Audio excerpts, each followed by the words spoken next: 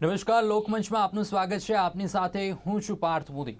દર્શક મિત્રો, લોકમંચમાં આજે એક એવા વિષય ઉપર વાત કરવી છે જે વિષય સવારથી ચર્ચામાં છે, ઘણા ટાઈમથી પણ ચર્ચામાં છે, એવું કહી શકાય। છેલ્લા ફેબ્રુઆરીથી આ વિષય ચર્ચામાં છે। જ્યારે પ્રયાગરાજમાં ઉમેશ પાલ હત્યાકાંડ સર્જાય છે ત્યારથી આ વિષય ચર્ચામાં છે। આજ રોજ યુપીએસટીએફને મોટી સફળતા મળી છે। અસદ અને ગુલામ જે ઉમેશ પાલ હત્યાકાંડના મુખ્ય આરોપીઓ હતા, શૂટર્સ હતા, તેમને એસટીએફે આજે એન્કાઉન્ટર કર્યું છે। જે રીતે સતત યોગી સરકાર કહેતી આવી છે કે માફિયાઓ સામે યોગી સરકાર ઝીરો ટોલરન્સ ઉપર છે। વિધાનસભાની અંદર પણ યોગી સરકાર એ જ વસ્તુ દોહરાવે છે કે જે માફિયાઓ ઉત્તર પ્રદેશની અંદર છે એમની ખેર નહીં।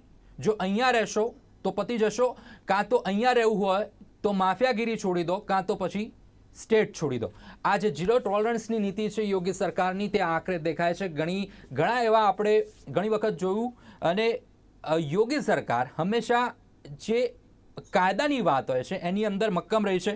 માફિયાઓ સામે બીજી વાત એ કરીએ કે માફિયાઓ સામે જ્યારે સમાજવાદી પાર્ટીનો એક પ્રેમ હવે જોવા મળી રહ્યો છે, કારણ કે જેવું અસદનું એન્કાઉન્ટર થાય છે, ગુલામનું એન્કાઉન્ટર થાય છે, એવા જ અખિલેશ યાદવ ટ્વીટ કરે છે અને કહે છે કે આ ખોટું એન્કાઉન્ટર છે। ભાઈચારો બગાડવાની નીતિ સામે સવાલો કરી રહ્યા છે, સરકાર ઉપર સવાલો કરી રહ્યા છે।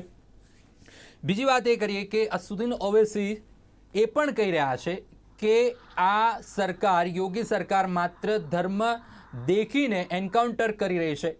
હવે સવાલ ઘણા બધા થઈ રહ્યા છે, કારણ કે સ્ટેટમેન્ટો, રાજકીય રંગ હવે જ્યારે આ વિષય ઉપર લાગી ગયો હોય એટલે ઘણા સવાલો થતા હોય છે। બીજી એ પણ વાત અત્યારે મળી રહી છે કે અતીકનો જે ત્રીજો સાગરીત છે ગુડ્ડુ મુસ્લિમ, એ પણ ક્યાંક એસટીએફના રડાર ઉપર છે। હવે એ પણ એસટીએફ ક્યાંક એને પણ પકડી પાડવાના શકંજાની અંદર જોવા મળી રહ્યા છે। તો સતત એક બાજુ અતીક કોર્ટની અંદર છે, અતીકના ભાઈ કોર્ટની અંદર છે અશરફ, અને બીજી બાજુ અતીકનો છોકરો। જ્યારે અસદ અને ગુલામનું આજે એન્કાઉન્ટર કરવામાં આવ્યું, આજે સમાચાર મળ્યા અતીકને, ત્યારે એ કોર્ટમાં રોઈ પડ્યો। આટલા બધા કેસ એની ઉપર છે, આટલા લોકોની હત્યા કરી છે, આટલા બધા લોકોની જમીન પડાવી પાડી છે, ત્યારે આ અતીકને શું થયું હતું? દર્શક મિત્રો, આગળ ચર્ચામાં વધીએ તે પહેલા આપણે જોઈ લઈએ એસટીએફના એડીજી છે અમિતાભ યશ, તેમનું શું નિવેદન છે, સાથે કેશવ પ્રસાદ મૌર્ય તેમણે શું બાઇટ આપી છે, ડેપ્યુટી સીએમ છે ઉત્तर પ્રદેશના। પહેલા એ જોઈ લઈએ। कैसे नैरो डाउन किया इसके बारे में हम यहाँ डिस्कस नहीं करेंगे, लेकिन आज काफी मेहनत के बाद एसटीएफ की टीम ने फाइनली इनको ट्रैक डाउन करने में इनको सफलता प्राप्त हुई। हमें पहले से जानकारी थी कि इनके पास सोफिस्टिकेटेड वेपन है। एसटीएफ टीम पूरी तैयारी के साथ थी और झांसी में आज जो मुठभेड़ हुई है उसमें असद और गुलाम, जो इस घटना के प्रमुख शूटर्स थे, वो मारे गए हैं। इस घटना को पूरे देश ने लगभग लाइव देखा था, क्योंकि सीसीटीवी फुटेजेस उपलब्ध थे और किस तरह से इस पूरे गैंग ने कार्रवाई की थी। ऐसे व्यक्ति को जो उनके खिलाफ गवाह था और उसको पुलिस की सिक्योरिटी प्राप्त थी, दो गनर्स थे, उसको तथा उसके दोनों गनर्स को मार दिया था। ऐसे व्यक्ति को पकड़ना बहुत आसान नहीं था, लेकिन फाइनली आज ट्रैक डाउन करके इनके साथ जो एनकाउंटर हुआ उसमें दोनों मारे गए। सर, लगातार आपको बहुत सारे यूनिट्स लगानी पड़ी और खासतौर पर रिकवरी में क्या है सर? क्या ऐसे आर्म्स थे जो मतलब पब्लिक उसमें डोमेन में नहीं होने चाहिए, इस तरह के बहुत सोफिस्टिकेटेड मॉडल? दोनों अच्छे, बहुत ही मैंने जैसा बताया कि फॉरेन मेड वेपन्स हैं। 1.455 ब्रिटिश बुलडॉग रिवॉल्वर है और एक वॉल्थर P88 पिस्टल है। सर, मतलब ये आमतौर पर क्या सामान्य रूप से देखे जाते हैं या इन्होंने कहा? नहीं, ये दोनों वेपन्स बहुत ही रेयर हैं और सामान्य रूप से नहीं मिलते। सर, जिस तरीके से आपकी टीमें लगी हुई है, गुड्डू को लेकर के कई तरीके की खबरें आ रही हैं कि मेरठ में उसे घेर लिया गया है या उसको कहीं न कहीं देखा गया है। नहीं, मेरठ में हमने उसको काफी समय पहले ट्रैक डाउन तो किया था, लेकिन एक नियर मिस हुआ था जब वो हमारे ड्रैगनेट से बाहर निकल गया था और भागने में सफल हो गया था। सभी अपराधी जो प्रकाश में है, सभी को हम गिरफ्तार करने की कोशिश कर रहे हैं और लगातार ये प्रयास चल रहा है। एसटीएफ की ने अपनी पूरी ताकत लगा रखी है।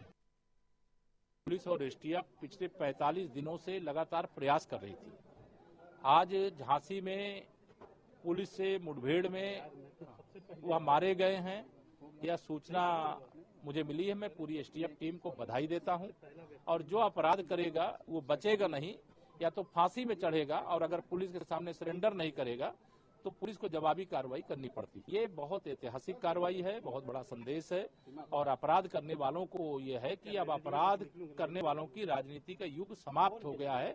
इसलिए अपराध का रास्ता छोड़ करके सही रास्ते पे आवे, और जो अपराधी आज भी भागे भागे फिर रहे, अभी भी पुलिस के सामने वो आत्मसमर्पण कर दे, न्यायालय के सामने आत्मसमर्पण कर दे। नहीं, समाजवादी पार्टी ये चाहती है कि पुलिस के जवान बलि चढ़ जाएं, तो भारतीय जनता पार्टी की सरकार है, योगी आदित्यनाथ जी के नेतृत्व में सरकार है। मुझे पूरा विश्वास है कि हम अपने पुलिस के 2 जवानों को उमेश पाल जी की सुरक्षा में जो लगे थे उनको खो चुके हैं, और उनको खोने के बाद अब पुलिस के जवानों को अपनी बलि देना पड़े, यह जरूरत नहीं है। अपराधी पकड़ने के लिए जो कार्रवाई करनी पड़े वो करें। તો દર્શક મિત્રો, જે રીતે એડીજીએ વાત કરી કે જ્યારે અસદની ને એને ગુલામને જ્યારે પકડવાની વાત હતી તો પોલીસ ઉપર પણ ફાયરિંગ કરવામાં આવ્યું છે, સાથે તેમની પાસે જે આધુનિક હથિયારોથી લેસ આ અપરાધીઓ હતા। સવાલો ઘણા બધા થઈ રહ્યા છે, કેમ સમાજવાદી પાર્ટીને એકાએક પ્રેમ ઉભરી આવ્યો છે, કેમ ઓવૈસી આને ધર્મનું રાજકારણ બનાવી રહ્યા છે, તમામ સવાલો થઈ રહ્યા છે। અને આ સવાલોની અંદર ચર્ચા કરવા માટે આપણી સાથે જોડાયા છે ચેતન ત્રિપાઠીજી, જે દિલ્હીથી આપણી સાથે રાજકીય વિશ્લેષક છે, સાથે હિરેનભાઈ કોટક જેઓ ભાજપ નેતા છે, ભાજપના પ્રવક્તા, સહલ કુરેશી જેઓ મુસ્લિમ અગ્રણી છે। આ ત્રણેય મહાનુભાવોનું સ્વાગત છે કાર્યક્રમમાં।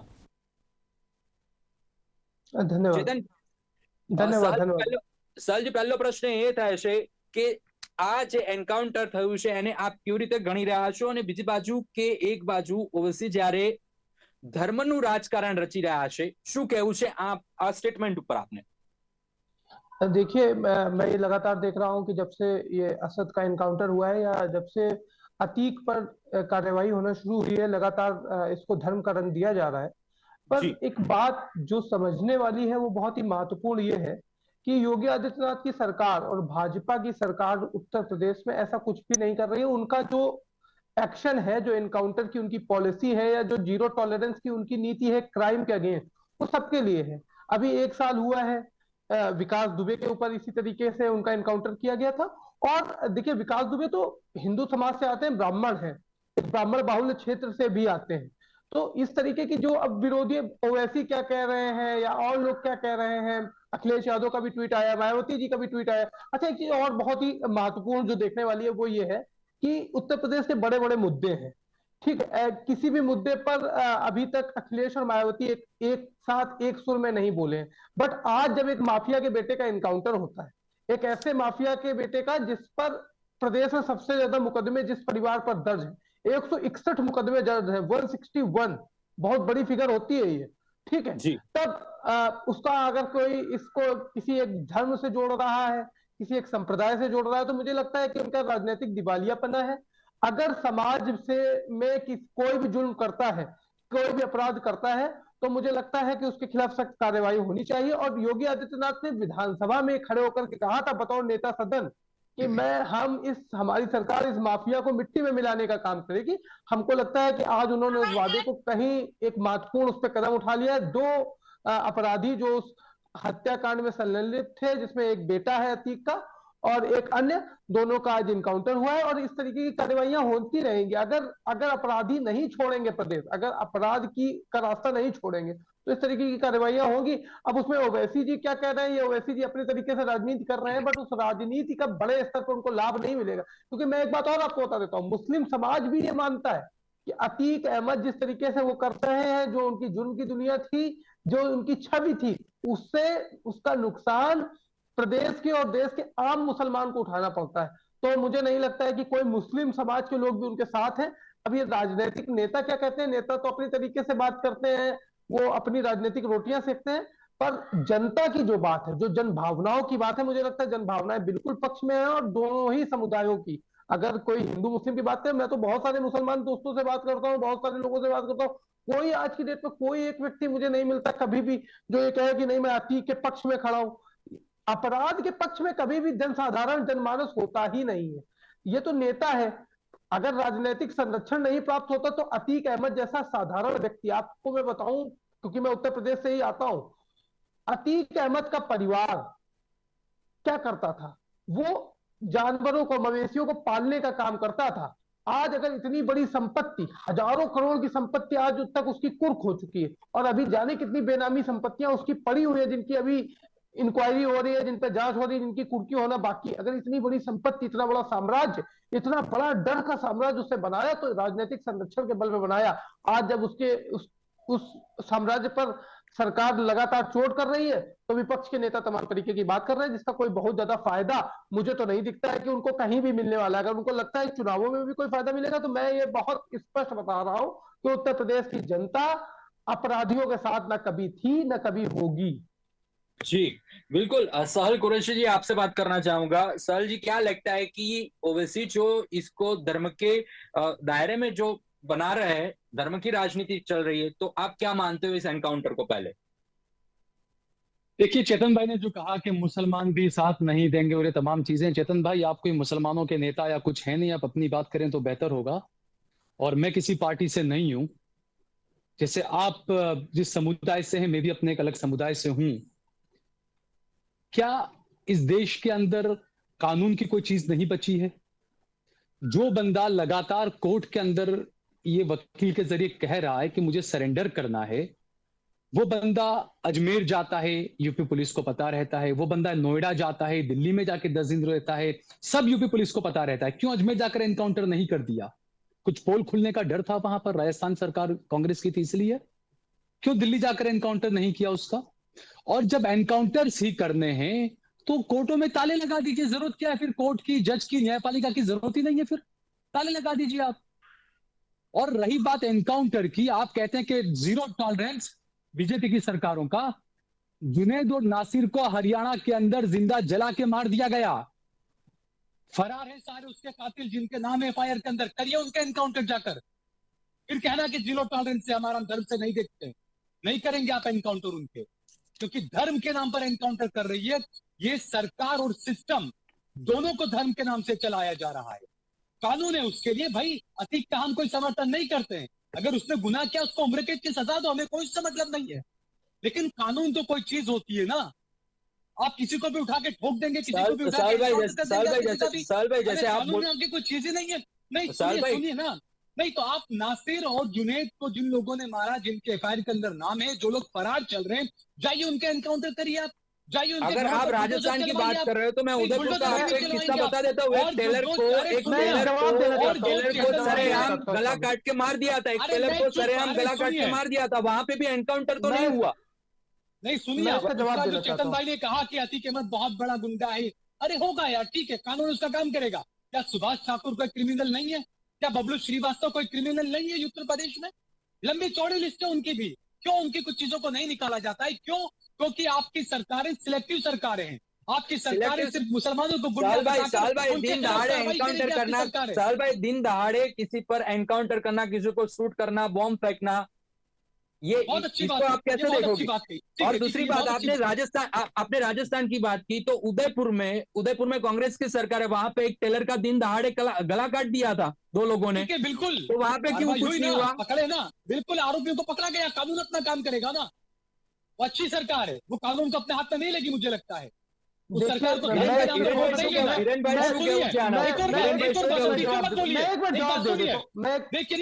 एक बात मुझे कंप्लीट करने दीजिए। अतीक अहमद का ये जो मामला चला, असद को जिस मामले के अंदर एनकाउंटर किया गया, और ये तमाम चीजें कोर्ट के अंदर साबित हुई ना कि अतीक अहमद ने जेल के अंदर बैठे हुए फोन पर मर्डर करवाया। ये बात कोर्ट में साबित हुई ना। वो फोन वहां पर कैसे पहुंचा? क्या उस जेल का जेलर जिम्मेदार नहीं था? क्या कोर्ट ने इन चीजों को देखा?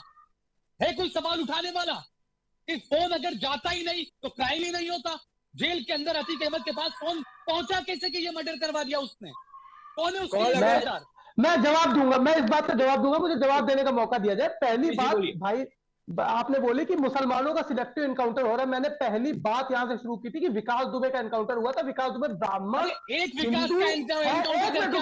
मैं आपके बीच में नहीं बोल रहा था, मैं आपके बीच में नहीं बोल रहा था। 1 मिनट दे दीजिए, समझ दीजिए, ठीक है। दूसरी बात, आपने पहली बात बोली कि विकास दुबे की मुसलमानों का एनकाउंटर हो रहा है। मुसलमानों के एनकाउंटर नहीं हो रहे हैं, विकास दुबे का एनकाउंटर हुआ था इससे पहले, ठीक है। उससे पहले भी बहुत सारे एनकाउंटर हुए। आप लिस्ट के साथ मैं आपसे बता रहा हूं कि ये कुछ नहीं हुआ है ऐसा जो ये आपका पहला आरोप है। ये तो दूसरी बात आपने ये बोली कि कानून अपना काम करेगा। कानून ने ही उनका, किसी ऐसा नहीं है कि किसी ने ऐसे उठा के गोली मार दी, पुलिस ने। हाँ, और जज एक ने बात और कहा ना, सुनिए, जज ने पुलिस को कहा कि एनकाउंटर कर दो आप कानून एक में बात कहा क्या सुनिए, कि एनकाउंटर कर दो आप उठाकर।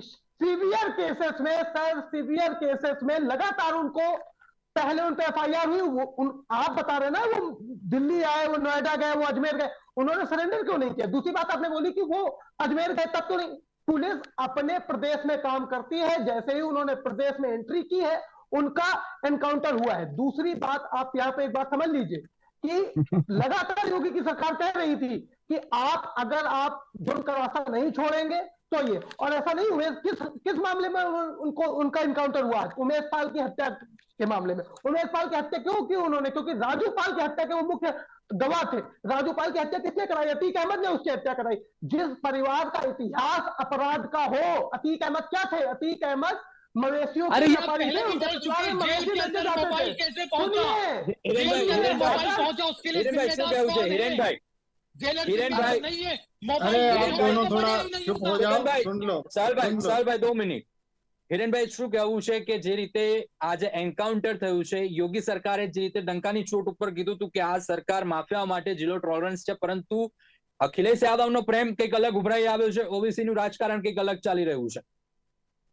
વિરોધ પક્ષો પોતાની ભૂમિકા નિભાવતા રહેશે અને જ્યારે પણ કોઈ પણ એન્ટી સોશિયલ એલિમેન્ટ એટલે કે ગુંડાઓ જે રાષ્ટ્રના દુશ્મન છે એ દેશની બહાર જ કે પાકિસ્તાનમાં જ કે કોઈ આતંકીઓ છે એટલું જ નથી, દેશની અંદર પણ આ દુશ્મનો વસેલા છે અને એ દુશ્મનોનો સફાયો બહુ જ જરૂરી છે. કાયદાની પરિભાષામાં રહીને એ તમામ વસ્તુઓ ચોક્કસપણે થવી જ જોઈએ અને આતિકના ખાસ કરીને જે પ્રકારે કનેક્શન આઈએસઆઈ અને લશ્કરે તોયબા સાથે પણ નીકળ્યા એ ખરેખર દુર્ભાગ્યપૂર્ણ ઘટના છે. अच्छा એવા निकला है લોકોને ये, છાવરવા कोर्ट में માટેની प्रूव કોઈ हुआ પણ ये कुछ? પ્રકારની માનસિકતાનો ચોક્કસપણે હું પણ વિરોધ કરું છું અને જે કંઈ પણ લોકો, જે કંઈ પણ રાજકીય પક્ષો એ જો એમને સમર્થન આપતા હોય અથવા એમના માટે એને મગરના આંસુ સારતા હોય તો એને ખાસ એ જણાવવું જરૂરી છે કે આવા લોકોનો કોઈ જાતપાત કે ધર્મ હોતો નથી. એ માત્ર ને માત્ર આખા સમાજ માટે નુકસાનકારક હોય છે અને એમને છાવરવા માટેની કોઈ પણ પ્રકારની ભાષાનો ચોક્કસપણે અહીંયા સ્વાગત નથી. અને એના માટે શું થશે એ ચોક્કસપણે આ અને આ પહેલાની તમામ ઘટનાઓમાં દર્શાવી દેવામાં આવ્યું છે. આ પહેલા પણ વિકાસ દુબેની પણ ઘટના છે એ સ્પષ્ટપણે દર્શાવે છે કે નિષ્પક્ષપણે જાતપાત જોયા વિના આવા કોઈ પણ લોકો જે સમાજ માટે નુકસાનકારક છે, એન્ટી સોશિયલ એલિમેન્ટ છે, અસામાજિક તત્વો છે, જેમની માનસિકતા છે એ દેશ વિરોધી વાતો સાથે જોડાયેલી છે, એ લોકોનો અંત આવો થાય છે એ સમજી અને આ પ્રકારની કોઈ પણ પ્રકારની ચેષ્ટા અથવા આ કોઈ પણ પ્રકારનું નિવેદનથી બચવું જોઈએ. એ સ્પષ્ટ સંદેશ અહીંયા આપણે સૌની સામે આવી રહ્યો છે અને આ સંદેશનું ચોક્કસપણે ઘણા લોકોની માનસિકતામાં ઉલ્લંઘન થાય છે. અહીંયા એ મુસ્લિમ પણ નથી, મુસ્લિમ એને કહેવાય જેનો ઈમાન મુસલમ ઈમાન, જે ચટ્ટાન જેવો જેનો ઈમાન છે. મુસલમાન જે કુરાનને માને છે, જે ધર્મને ખરેખર માને છે, એ ચોક્કસપણે સમાજની વિરુદ્ધનું કામ ન કરે, એ કોઈને પણ દિલ દુખાય એવું પણ કામ ન કરે. આ એને મુસલમાન કહેવાય. આ વ્યક્તિને મુસલમાન નથી ગણતો અને પેલા વિકાસ દુબેને હું हिंदू નથી ગણતો. बहुत अच्छी बात कही हिरेन भाई आपने, बिल्कुल सच्चा सनातनी सच्चा मुसलमान जो होगा वो ऐसी हरकतें नहीं करेगा, अपने पड़ोसी को, अपने किसी को भी परेशानी ऐसा कोई काम कोई मुसलमान नहीं करेगा। मैं इस बात से बिल्कुल सहमत हूं। लेकिन आपने हिरेन भाई मुझे ऐसा लगता है मिसगाइड किया। क्या अतीक अहमद पर आतंकवाद की कोई भी कलम कोर्ट के अंदर प्रूव हुई है अभी तक? आप कह रहे आतंकवाद से उसके कॉन्टेक्ट है, ये है, ये आपकी पार्टी वो सारी चीजें सालभाई, वो सारी चीजें आतिक के वकील हो गया, एप्लीकेशन में वो सारी चीजें अभी कोर्ट के अंदर है. आतंकवाद के साथ में आप गलत बोल रहे हैं। आप नहीं मतलब आतिक होनी चाहिए, आतिक की चाहे अतीक हो चाहे कोई भी हो, अरे वाह, चाहे अतीक हो चाहे कोई भी हो, हमें हक अरे बात वाह, करनी चाहिए। अतीक मतलब कोर्ट बात उसको सजा दे, कोर्ट उसको फांसी पे लग जाए सजा में, आपको कोर्ट जरूर की उसको तरफ ले फांसी की जाना सजा है। दे। अरे हिरेन भाई, कोर्ट उसको फांसी पर ये लटका कहाँ दे, की विरोध बात नहीं हुई? कर रहे हम, लेकिन आप मिसगाइड न ये करें। क्या आप हो ये रहा ना है? बोले कि आतंकवादी है। अब भाई, आतंकवादी कैसे कह सकते हैं? सालभाई भाई, जरा मिसगाइड सोच की के बात बात नहीं है. करो, आप क्या सालभाई कह रहे हो? होता है एक चीज आतंकवाद है, की चीज अलग होती बिल्कुल है। है, उनके कनेक्शन खुले हैं, ये पूरे ये इंक्वायरी में चल रहा है, सारी बातें आ रही है हमारे सालभाई वो आपके सारी सामने चीजें भी बाद आई में है। आएगी, वो सारी पता है, वो जो चीजें भी हो, बाद में कोर्ट में जो से भी हो, बाहर आएगी. ऐसे सालभाई लोगों मुद्दा का ये है यही कि हक इसको होना। धर्म का रंग क्यों दे रहे हैं ओवैसी, सवाल ये है. एग्जैक्टली, क्योंकि यूपी सरकार की मैं इसका जवाब दे देता हूं। धर्म को देखकर चलती है। हाँ, मैं इसका जवाब दे देता हूँ, मैं इसका जवाब दे देता हूँ। धर्म को लेकर बुलडोजर लेकिन चलते हैं। ये देने से बुलडोजर क्या खुश नहीं है। अतिक्रमण सिर्फ मुसलमानों ने किया है देश के अंदर, नहीं, और चेतन किसी भाई, अतिक्रमण आप नहीं है। बुलडोजर की बात करो, बुलडोजर सबके ऊपर चल रहा है, मंदिर अतिक्रमण नहीं है, ऊपर बुलडोजर चल रहा है। साल भाई आवाज बढ़ाकर बात करने की कोई जरूरत नहीं है। साल भाई आवाज जितनी भी तेज होगी उसका मतलब ये नहीं कि बात सच्ची हो जाएगी। साल भाई आवाज तेज होगी उसका मतलब ये नहीं है कि बात सच्ची हो जाएगी। बुलडोजर यूपी पे बुलडोजर सब पे चल रहा है। अन्याय થાય नहीं, बुलडोजर अब्दुल और मोहम्मद के मकान पर चलता है, रमेश मुकेश के मकान पर बुलडोजर नहीं चलता, जुनैद नासिर के कातिलों के मकान पर बुलडोजर नहीं चलता। साल भाई एक ही नाम देने की जरूरत नहीं, एक ही नाम दे दे के बात को गुमराह करने की कोई जरूरत नहीं है। चेतन भाई आपसे पूछना चाहूंगा, चेतन भाई मैं आपसे पूछना चाहूंगा, चेतन भाई ये बोलने देंगे तब बोलूंगा ना मैं। कई वीडियो आए, भगवा झंडा हाथ में है और वो पथराव कर रहे हैं, देश के लिए उनके घर पर जिएगा, बुलडोजर। उसका सम्मान वैसे तो आप बात कर रहे हैं साल भाई कोलकाता में क्या हो रहा है, बंगाल में क्या हो रहा है, साल भाई बंगाल में क्या हो रहा है, ममता बनर्जी क्या कर रही है। आप बोल रहे हैं तो ममता बनर्जी क्या कर रही है बंगाल में, वैसे भी वीडियो बना रहे हैं। यात्रा के अंदर बंदूकें लहराई जा रही थी, नमन છે એમને પ્રણામ છે એમને यात्रा દંડવત में છે। बंदूकें कहां से आई, क्या साल भाई, बंदूकों की चेतन भाई, यात्रा में। ચોક્કસ हिरेन भाई please silent, all of you please silent. 2 minute Hiren भाई जे रीते रामनवमी વાત की છે, यात्रा में कट्टे लहराने की, बंदूकें लहराने की क्या जरूरत हिरेन है, भाई बताइए आप। જે રીતે વાત છે, हिरेन भाई જે રીતે વાત છે તો વાત પ્રશ્न એ પણ ઉભો થાય છે કે જે રીતે આશિષ મિશ્રા છે, અજય મિશ્રાના પુત્ર જે આશિષ મિશ્રા જેમણે યુપીમાં જે કિસાનો આંદોલન કરી રહ્યા હતા એમના ઉપર ગાડી ચડાવી દીધી હતી, એની ઉપર શું કાર્યવાહી થશે આવનારા દિવસ? जमानत मिल गई। મેં પછી ગારો ને હોય પછી દોરો, વારો બધાનો આવશે, કાલે તારો આજે મારો।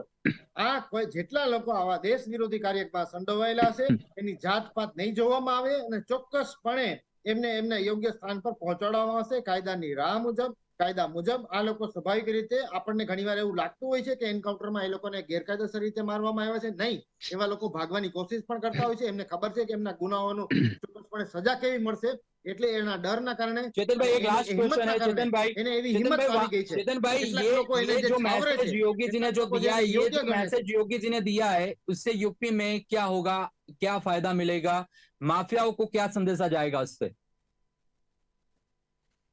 જી માફિયાઓ की ચોક્કસપણે આ માફિયાઓને એવો સંદેશ મળવાનો છે કે હવે આ પ્રકારના કામોનો અંજામ કેવો આવશે એને સમજીને રાખવાની જરૂર છે અને જ્યારે પણ કાયદાની કામ થતું હોય ત્યારે ભાગવાની જી, કોશિશ હિરેનભાઈ, ન જી, કરવી અને બિલકુલ। પોલીસ ઉપર હુમલો ન કરવો, નહીં તો પોલીસે બિલકુલ। જવાબી કાર્યવાહીમાં चेतन भाई आवाज जी, आवाज आ रही है चेतन भाई? हाँ मुझे आवाज आ रही है, आप प्लीज मुझसे क्वेश्चन पूछें। एक लास्ट क्वेश्चन है, वेरी शॉर्ट में आंसर दीजिएगा। जी। ये जो एनकाउंटर हुआ है, योगी सरकार ने जो कार्रवाई की है उससे यूपी में क्या मैसेज जाएगा उन सब बैठे हुए माफियाओं पे? देखिए मैं ये समझता हूं कि इस तरीके की जो कार्यवाही है इससे एक बड़ा मैसेज ये जा रहा है कि आप अपराध की दुनिया छोड़ दीजिए, आप अपराध करेंगे तो आप कोई भी हो। और जो लगातार भाई मेरे कह रहे थे कि मुसलमानों पे नहीं, सबके इनकाउंटर्स हो रहे हैं, सब पे कार्रवाइयां हो रही है, और लगातार जो योगी सरकार की जीरो टॉलरेंस की नीति है उससे एक बड़ा मैसेज ये गया है पूरे प्रदेश में कि अगर आप अपराध के रास्ते पर होंगे तो उत्तर प्रदेश में आपका इनकाउंटर भी होगा, आपके घर पे बुलडोजर भी चलेगा, आपके घर की कुर्की भी होगी, और वो किसी भी धर्म के लोग, वो अजय मिश्रा टेनी के बेटे पे भी चलेगा, वो विकास दुबे की फैमिली पे भी चलेगा, उनका भी इनकाउंटर होगा, अतीक अहमद पे भी होगा और मुख्तार अंसारी पे भी होगा। अगर जी बिल्कुल, अपराध की दुनिया नहीं जी छोड़ेंगे बिल्कुल। तो आप स्वर्ग जाएंगे। जी देखिए बिल्कुल सबसे बड़ा जी मैसेज तो बिल्कुल ये समय गया है जी बिल्कुल સમયની મર્યાદા છે, સમયની મર્યાદા છે, અહીંયા કાર્યક્રમને પૂર્ણ કરવો છે। હિરેનભાઈ, ચેતનભાઈ અને સાલભાઈ આપ જોડાયા બદલ આપનો આભાર। સાલભાઈ, હિરેનભાઈ અને ચેતનભાઈ આપ જોડાયા બદલ આપનો આભાર। ટેકનિકલ ટીમને કહીશ કે એક મર્યાદા નડી રહી છે। દર્શક મિત્રો, જે રીતે યોગી સરકારે જે આખું આ જે એન્કાઉન્ટર છે, યોગી સરકારની જે ઝીરો ટોલરન્સ જે પોલિસી છે એના ઉપર સરકાર કડકપણે કામ કરી રહી છે, પછી કોઈપણ રાજકીય પક્ષ કે કોઈપણ વ્યક્તિ જ્યારે એને ધર્મ કે કોઈપણ જ્ઞાતિ જાતિ વચ્ચેનું જે ધ્રુવીકરણ કરવાનું કામ કરે એ યોગ્ય નથી, કારણ કે કોઈપણ સ્ટેટ હોય, કોઈપણ રાજ્ય હોય કે કોઈપણ દેશ હોય એની અંદર કાયદો અને વ્યવસ્થા સુસજ્જ હોવી જરૂરી છે। દર્શક મિત્રો, આજના વિષયમાં આજે બસ આટલું જ। આવતીકાલે ફરીથી મળીશું એક નવા વિષય વસ્તુ સાથે, ત્યાં સુધી મને રજા આપશો। નમસ્કાર।